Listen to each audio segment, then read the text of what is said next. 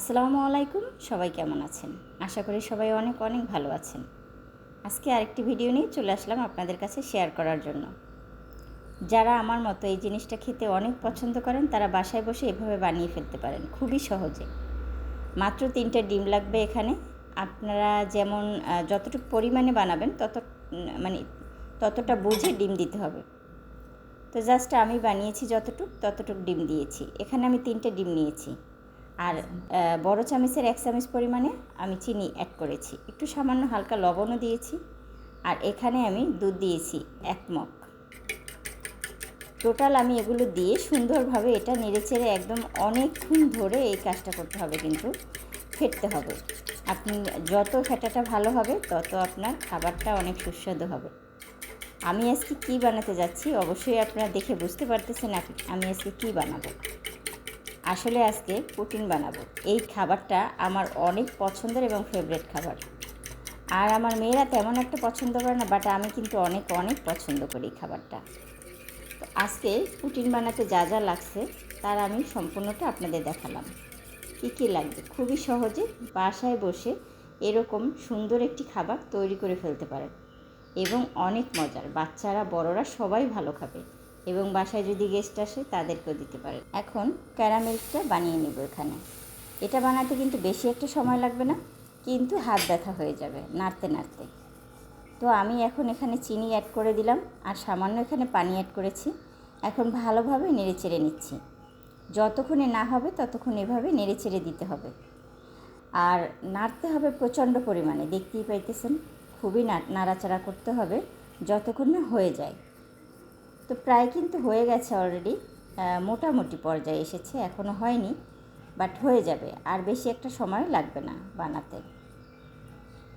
আসলে প্রত্যেকটা জিনিস বানাতে প্রথমত একটু কষ্ট মনে হয়, কিন্তু বানানো হয়ে গেলে মনে হয় খুবই সহজ। তো বানানো কিন্তু অলরেডি হয়ে গেছে। এখন যে বাটিটায় আমি এইটা বানাবো পুটিন, সেটার মধ্যে ঢেলে দিলাম। একটু গরম বেশি সেই জন্য ঢালা হচ্ছে না, তবে সম্পূর্ণটা ঢেলে দিয়েছি। এখন এর মধ্যে বাকি যে জিনিসগুলো আছে আমি এতক্ষণ ধরে সব গুছিয়ে রেখেছি, সেগুলো ফেটে রেখেছি, সেগুলো এখন দিয়ে দেবো এখানে। এভাবে সবগুলো ঢেলে এখানে দিয়ে দেবো। আমি সত্যি বলতেছি এই খাবারটা কিন্তু অসাধারণ। বাসায় বসে যারা বানাতে একদমই পারেন না, এভাবে দেখলে একদম সহজে বানিয়ে ফেলতে পারবেন। চাইলে 2টা ডিম দিয়েও কিন্তু বানানো পসিবল। আপনারা 2টা ডিম দিয়েও অল্প পরিমাণে বানিয়ে ফেলতে পারেন বাসায় বসে। একদমই যে অনেকগুলো ডিমের প্রয়োজন না, এরকম কম দিয়েও কিন্তু বানানো পসিবল। 2টা ডিম দিয়ে অল্প পরিমাণে বানিয়েও বাসার 2-3 জনে মিলে খেতে পারেন। তো আর এখন আমি একটা প্যান বসিয়ে দিয়েছি চুলায়, আর তার মধ্যে আমি একটা রিনের মতো দিয়ে দিয়েছি। তারপরে আমি সেখানে বাটিটা বসিয়ে দিলাম, পানি দিয়েছি আপনার অর্ধেক পরিমাণে। এরপরে রিনটা বসিয়ে দিয়েছি, তার উপরে বাটিটা দিয়েছি। এখন কেমন হয়েছে খাবারটা অবশ্যই দেখবেন। খাবারটা কিন্তু খুবই অসাধারণ ইয়ামি হয়েছে। তো বৃষ্টি এক সুন্দর করে ঢালার চেষ্টা করতেছে আমার মেয়ে, যে যেন পড়ে না যায় আর কি।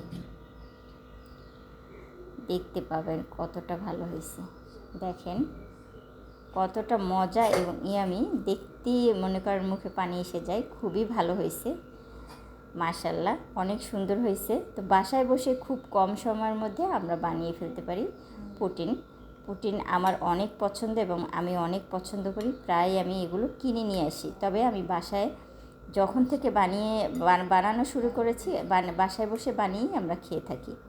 আসলে বাহিরের জিনিস কিনে খাওয়াটা আমাদের শরীরের জন্য কিন্তু খুবই ক্ষতিকর, তা আমরা সবাই জানি। আমরা এভাবে বাসায় বসে বানিয়ে আমরা কিন্তু সুন্দর খেতে পারি, তাতে ক্ষতি হয় না। এখানে যা যা দিয়েছে তার মধ্যে কোনো ক্ষতিকর জিনিসই নেই।